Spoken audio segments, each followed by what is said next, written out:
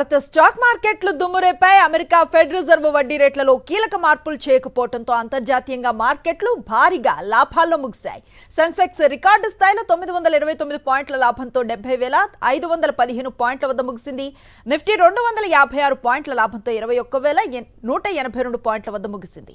ఇక sector సూచీలో reality సూచీలు 3.80%, oil and gas సూచీలు 1.36%, బ్యాంక్ ఎక్స్ సూచీలు 1.26% లాభపడ్డాయి.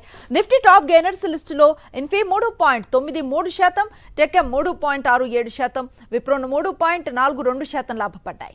నిఫ్టీ టాప్ లూజర్స్ లిస్టులో power grid 1.90%, HDFC life 1.75% నష్టపోయాయి.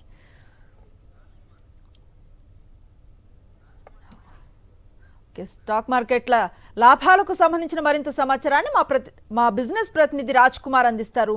Raj Kumar, stock మార్కెట్లకు సంబంధించిన ఫెడ్ ఒక కీలక నిర్ణయం తీసుకుంది. సో ఇన్నాళ్ళు అంటే ఇన్ఫ్లేషన్ భారీగా పెరుగుతుంటే వడ్డీ రేట్లను పెంచినటువంటి అమెరికా ఫెడ్ కొంత యథాస్థితిలో ఉండేటట్టుగా ఇంట్రెస్ట్ రేట్ ను కంట్రోల్ చేయడం అనేది కొంత ఇటు ఆసియా మార్కెట్లతో పాటుగా ఇండియన్ మార్కెట్ల మీద కూడా పాజిటివ్ సింటమ్ చూపింది. దీంతో ఇవాళ స్టాక్ మార్కెట్ ఆల్మోస్ట్ ఒక 1000 పాయింట్ల మేర లాస్ అన్నటువంటి సిచ్యువేషన్ కనబడుతుంది. ఇంకోవైపు నిఫ్టీ చూసుకున్నా సరే ఆల్మోస్ట్ 250 పాయింట్ల పైగా లాభపడింది.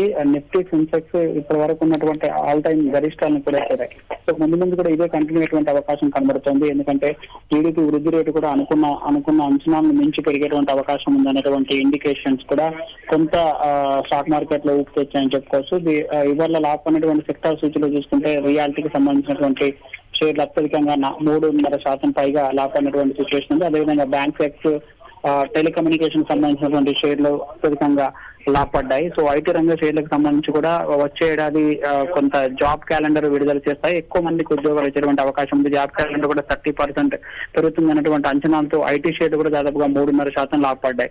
సో ఓవరాల్ గా వీకెండ్ కి వచ్చేసరికి మార్కెట్లు ఇంత లాభపడడం అనేది ఇన్వెస్టర్లు కొంత ఉత్సాహం చూస్తుందని చెప్పుకోవచ్చు. నెక్స్ట్ వీక్ కూడా ఇదే కంటిన్యూ అయ్యేటువంటి అవకాశం కనబడుతోంది. Right, thank you Raj Kumar.